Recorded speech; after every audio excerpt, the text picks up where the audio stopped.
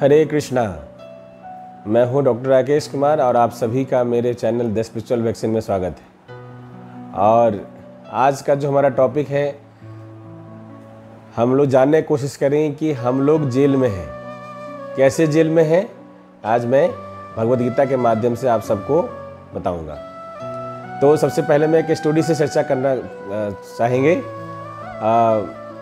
एक बार ऐसा होता है कि एक व्यक्ति होते, उनके घर में वो तोता पाल के रखते हैं। तो पहले उनके पास क्या था, जो पिंजरा था लोहे का था, तो उसमें पिंजरा के साथ साथ जो है तोता का भी केयर करते, तोता को भी खाना समय से दे देते थे। लेकिन एक बार उनके विचार में ऐसा आया कि नहीं, मैं जो लोहा का जो पिंजरा उसको बदल के सोने का पिंजरा लेके आ जाता हूँ। तो तोता वही रहा और पिंजरा क्या हो गया, सोने का। लेकिन जब सोने का पिंजरा, जो उसमें बहुत सारे पैसे लगे थे, तो वो व्यक्ति ने क्या किया, कुछ दिन बाद सिर्फ पिंजरा का ही ध्यान रखता था और इतना पिंजरा को साफ करने में बिजी हो गया कि तोता को खाना देने भूल गया और एक समय कि तोता मर गया।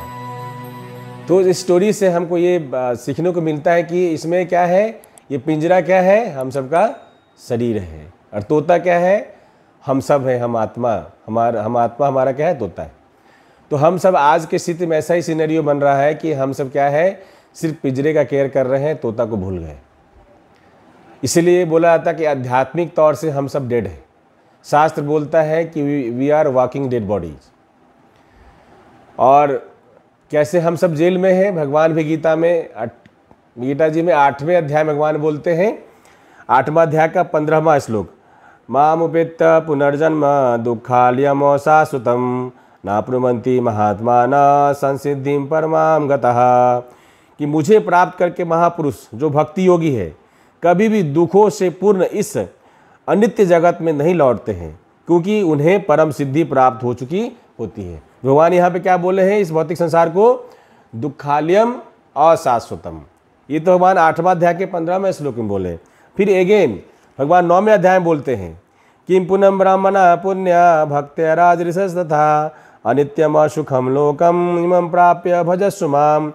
तो वहाँ भगवान 8वें अध्याय के 15वां श्लोक बोलते हैं दुःखालयम और शाश्वतम, और 9वां अध्याय के 33वां श्लोक भगवान बोलते हैं अनित्यम और सुखम लोकम। तो दैट मीन्स भगवान ये इतने ग्रेट टीचर हैं कि वो जो चीज़ महत्वपूर्ण बातें जो हम सबको समझाना चाहते हैं, एक बार ने दो बार रिपीट कर रहे हैं। तो दुःखालयम और शाश्वतम, अनित्यम और सुखम लोकम। तो ये जो भौतिक संसार को क्या बोला गया, दुःखालयम। जैसे क्या होता है, घर को क्या बोलते हैं, आलय। तो दुःखालय का मतलब दुख का घर है। यहाँ कोई भी आदमी सुखी नहीं है। देखा जाए तो कोई मन से दुखी है, कोई तन से दुखी है, कोई जन से दुखी है, कोई धन से दुखी है, कोई पड़ोसी से दुखी है, कोई पड़ोसन से दुखी है। तो कहने का मतलब इस भौतिक संसार में सब कोई दुखी है, क्योंकि दुनिया बनाने वाले भगवान कृष्ण क्या बोलते हैं, दुःखालयम अशाश्वतम। तो क्या है, दुख का घर है, और अशाश्वतम मतलब temporary. This material world is full of miseries and temporary. और हम सब की क्या है, स्थिति क्या है, हम सब इस जो टेम्परेरी और मिजरेबल जगह है वहाँ पे क्या चाहते हैं, हम हैप्पी चाहते हैं और परमानेंट प्लेस चाहते हैं। It's not possible. इसलिए हम सबको समझना है, जो ये भौतिक संसार है ये दुख का घर है, और यहाँ जो भी लोग हैं उसको क्या है, 3 तरह के ताप से हमेशा वो दुखी रहेगा। उसको बोला गया है आध्यात्मिक ताप। जो हमारे मन और शरीर से जो हमें कष्ट मिलता है उसको आध्यात्मिक ताप बोलते हैं। जैसे किसी को कैंसर हो गया, किसी को डिप्रेशन हो गया, तो ये आध्यात्मिक ताप हो गया। दूसरा क्या है, आदि भौतिक ताप। आदि भौतिक ताप मतलब हमें जो दूसरे जीव के द्वारा हमें कष्ट मिलता है। जैसे किसी को सांप ने काट लिया, किसी को मच्छर ने काट लिया, डेंगू हो गया है ना, किसी को चूहा ने काट लिया, किसी को पड़ोसी ने मार दिया, ये क्या हो गया, आदि भौतिक ताप। और तीसरा कष्ट क्या होता है, आदि दैविक। जैसे अभी क्या है, जैसे दिल्ली में बहुत बाढ़ आ गई थी, है ना, हिमाचल में जो लैंडस्लाइड हो गया, कभी बहुत गर्मी पड़ जाता है, कभी सुखाड़ पड़ जाता है। तो ये 3 तरह का ताप जो भी इस भौतिक संसार में है, उसको इस 3 तरह के ताप से हम सबको जूझना ही पड़ना है। हमको कोई तापों से बचा नहीं सकता है जब तक इस भौतिक संसार में है। तो इसलिए हम सबको, जो बुद्धिमान व्यक्ति है, उन्हें क्या चाहिए कि हमें ये कोशिश करना चाहिए कि हम ऐसी जगह का तलाश करें जहाँ पे हम इस तरह के तीनों ताप का सामना ना करना पड़े। क्योंकि इस संसार में हम कुछ भी कर ले, चाहे कितना से कितने बड़े पैसे वाले आदमी हो जाए, लेकिन हमें क्या, इस 3 ताप को हमें झेलना ही पड़ेगा। इसलिए हम सबको समय रहते समझदारी अपना डेवलप करना चाहिए कि हमें भगवान की भक्ति करना है। क्योंकि जो भगवान हम बताते हैं कि ये दो तरह का 15वां अध्याय में भगवान डिटेल में बताते हैं कि ये क्या है, ये जो भौतिक संसार है इसके अलावा एक आध्यात्मिक संसार भी है। जैसे भगवान गीता के 15वें अध्याय के 6ठे श्लोक में बताते हैं, न तादभासते सूर्यो न शशांको न पावक यत् गत्वा न निवर्तन्ते तद्धाम परमं मम। कि भगवान बोलते इस भौतिक जगत के अलावा एक आध्यात्मिक संसार है जहाँ पे न तो सूर्य के प्रकाश की जरूरत है न चंद्र के प्रकाश की जरूरत है। वहाँ क्या है, भगवान के ब्रह्म ज्योति से पूरा प्रकाशित रहता है और वो भगवान का धाम है। और वहाँ जाने के बाद कोई वापस यहाँ पे नहीं आता है। तो इवन आप भौतिक जगत में देखिए, यदि कोई अमेरिका चला जाता है तो कोई अमेरिका से इंडिया नहीं आना चाहता है, या इंडिया में हम गाँव से शहर में आ जाते तो हम फिर गाँव नहीं जाना चाहते। तो जब हमें हायर टेस्ट मिल जाता है तो हमें लोअर टेस्ट हम ऑटोमेटिकली छोड़ देते हैं। कई बार भक्तों में चर्चा होती है कि नहीं आप भक्ति करना चाहते ये छोड़िए, मछली नहीं खाना है, नॉनवेज नहीं खाना है, जुआ नहीं खेलना है, शराब नहीं पीना है। ठीक है, ये तो हमारा इंस्ट्रक्शन है हमारे लिटरेचर, वैदिक लिटरेचर का। लेकिन पहले हमें कोशिश करना है कि हमें उन्हें भगवान से जोड़ना है। क्योंकि जैसे वो भगवान से जोड़ेंगे तो उनको क्या हायर टेस्ट लेना शुरू कर देंगे वो, और हायर टेस्ट जब लेंगे तो उन्हें खुद ही लोअर टेस्ट जो है ऑटोमेटिकली छोड़ देंगे। अब भगवान भी गीता के दूसरे अध्याय में बोलते हैं, विषया विनवर्तन्ते निहारस्य देहिन रसो वर्जम रसो पश्य परम दृष्ट्वा निवर्तते। कि जिन्हें क्या है हायर टेस्ट मिल गया है वो ऑटोमेटिकली लोअर टेस्ट छोड़ देगा। तो क्या है, जैसे भगवान से जोड़ते हैं किन्हीं को तो क्या है, भगवान पूरे आनंद के आगार है, सभी रस के मालिक हैं। तो भगवान से जैसे कोई भक्त जुड़ता है तो धीरे धीरे उन्हें क्या है हायर टेस्ट मिलना शुरू हो जाता है।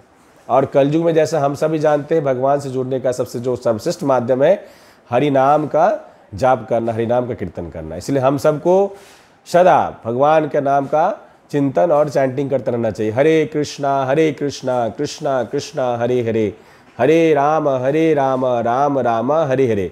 चूँकि क्या है कि जब तक हम भगवान की भक्ति नहीं करेंगे ना तो ये जो माया है, जो माया का जो 3 ताप है हम सबको सताता रहेगा।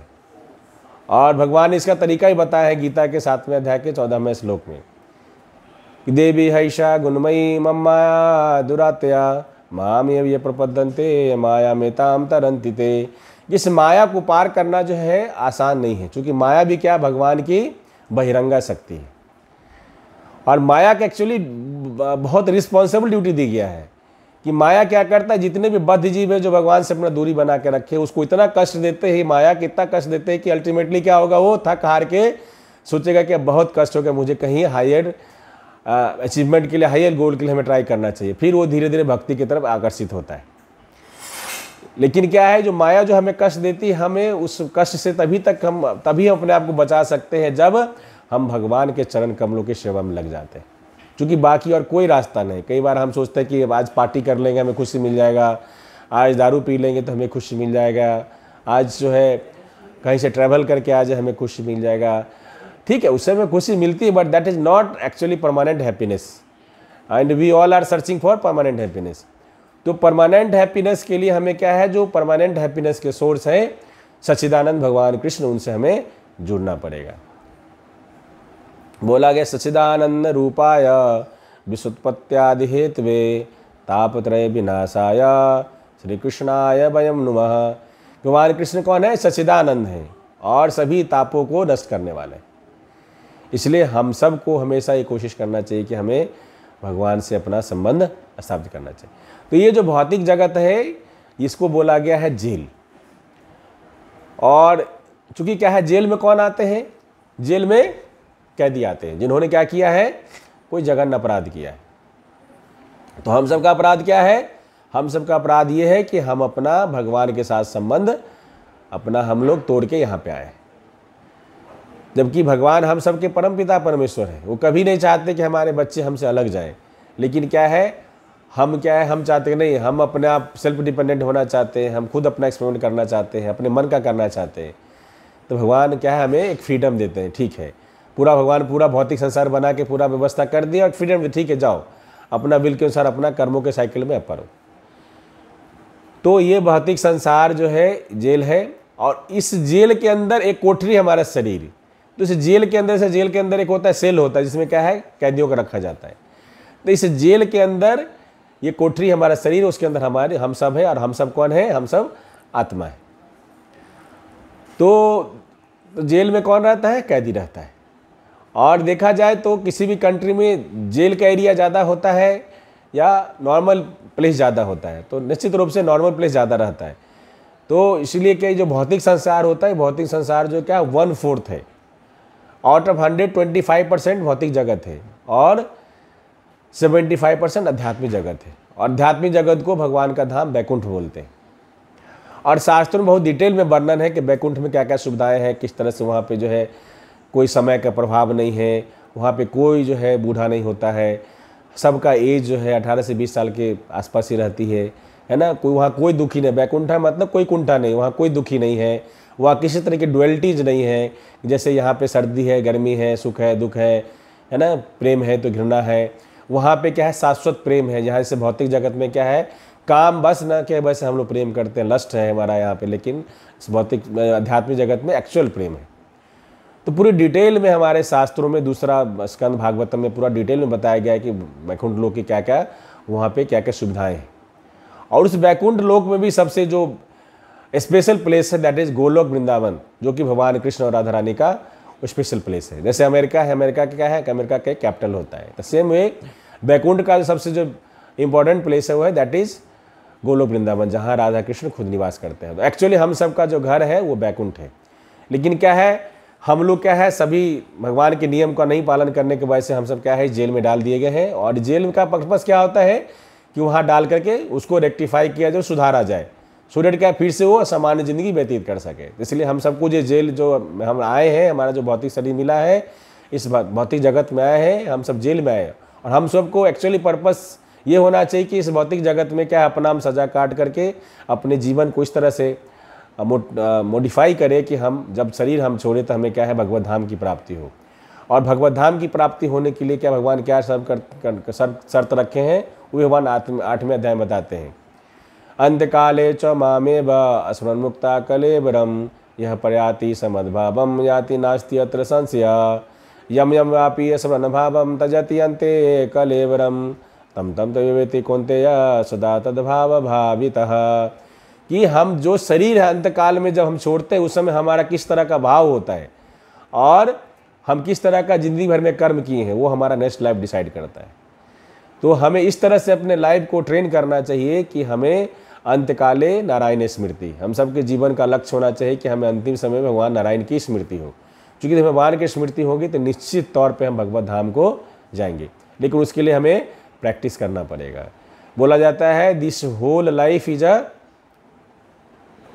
Preparation for the final examination of death.